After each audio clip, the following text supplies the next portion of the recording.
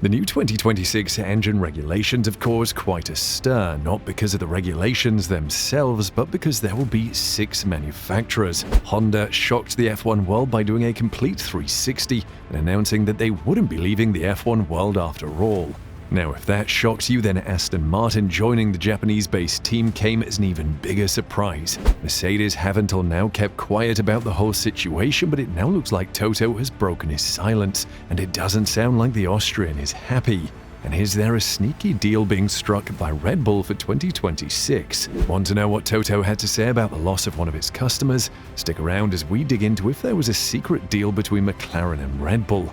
I wouldn't put it past Horner. Honda's choice to stay in Formula One has created an interesting scenario for 2026, and it's precisely what F1 wanted. Essentially, one of the main reasons that the 2026 engine regulations were brought in was to make it easier for new suppliers to enter and avoid a situation where a team was looking for a powertrain supplier, as this is what happened to Red Bull in the past before their current engine supplier Honda agreed to supply them with a powertrain.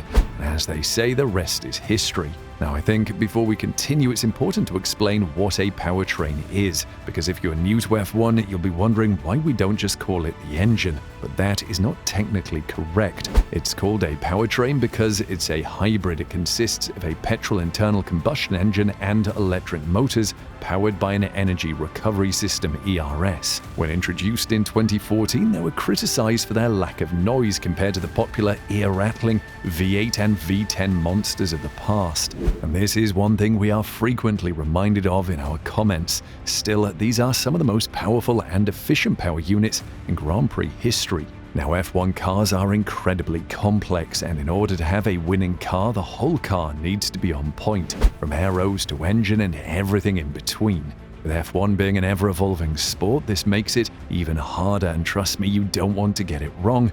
Just ask Mercedes. One of the most important features is the powertrain, and that is precisely why Aston Martin jumped at the opportunity to work with Honda. And we'll be completely honest, we think it's a genius move. It gives a highly ambitious team in the form of Aston Martin a chance to spec its car around a very competitive engine.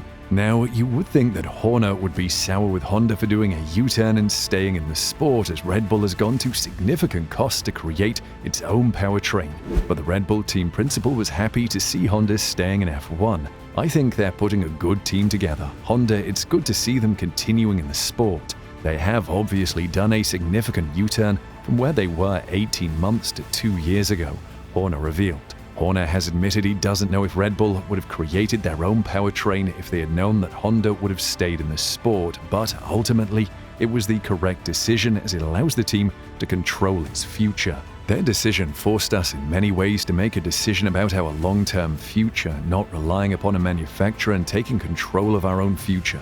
By making the investment that we have in Red Bull powertrains, it has enabled us to put the whole thing under one roof. It's a huge task for 2026, but one that we're really excited about. The fact that everything is now under one roof will pay dividends in the long run, said Horner. Now, Mercedes were the dominant force in Formula One not so long ago, but times have changed. Red Bull is running the show these days, with the last 2 cars created by Wolff's Brackley-based team unable to compete with the machines designed not so far away in Milton Keynes. We are sure this is not being great for Toto Wolff, and the Austrian will be tearing his hair out to get it right. But what will further aggravate is that it looks like not one but 2 of the current teams they supply powertrains to may leave for other suppliers. Currently, Mercedes supplies power units and other parts to Aston Martin, as well as McLaren and Williams. We all know that Aston Martin has gone with Honda. Still, the other 2 have yet to make a decision on their powertrain suppliers. McLaren in particular has gone to no trouble to hide the fact that it's very much considering its options.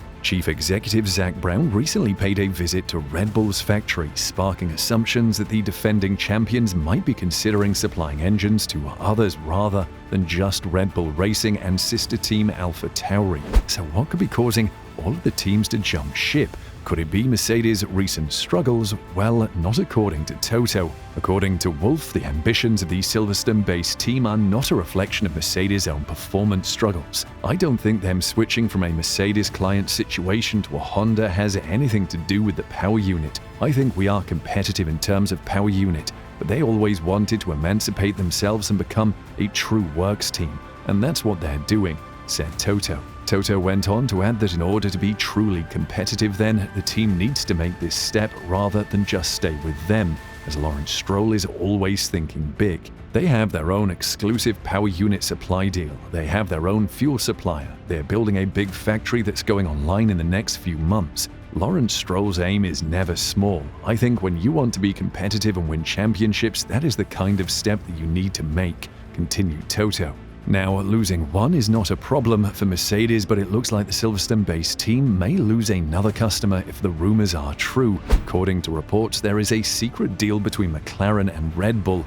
Don't believe us? Then listen in. McLaren announced the signing of senior engineer Marshall, who will join the team at the start of 2024, bolstering their technical department. It was seen as a big coup for McLaren, who are eyeing 2025 as the season they return to glory, as that's when their new wind tunnel and facilities come online. This is great for McLaren, but it was a little bit suspect, as it usually goes like this. An F1 team employee announces his intention to switch to a competitor, and immediately he is escorted to the exit of his current employer, as his current employer is scared that the person leaving will take secrets with him or her. But in the case of Rob Marshall, who is soon to move from Red Bull to McLaren, it all went slightly differently. And Rob is not just anyone, by the way. The man has been critical to Red Bull's success, having worked at the team for 17 years. Are you going to tell me that Red Bull is just going to let this man go? All seems rather odd. Christian Horner previously praised Marshall but understands his departure. After 17 years, he got an offer, a significant offer from McLaren.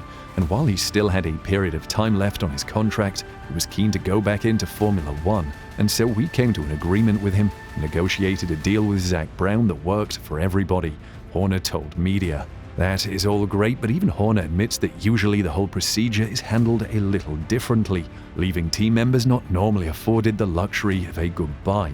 And so we did a little thing for him at the last debrief, where usually when somebody leaves the team, we tell them to F off. With Rob, it's a little bit different. You know, he's a good guy and he's just going on to a new challenge. But it's a little bit like Manchester United, you know. If you look at their team, how it evolved over a period of time, Eric Cantona wasn't still playing 17 years later, Horner said. All seems slightly suspicious and quite frankly weird, but maybe we're just looking into this too much. But surely with McLaren unsure of who they will be signing with next year and Red Bull now a powertrain supplier, could there be more to this deal than meets the eye?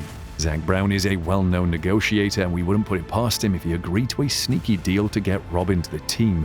The proposal in question would be that Red Bull allows Rob to leave, but McLaren has to use them as an engine supplier. And we may be looking too much into it, but such is the rumor that Andreas Seidel even had to calm it. I can confirm there is no link. We had conversations with Red Bull a few months ago as part of the due diligence in exploring what's available in the market in terms of power unit for 2026, but at the moment, we are quite advanced in our negotiations with HPP, so there's no conversation ongoing with Red Bull.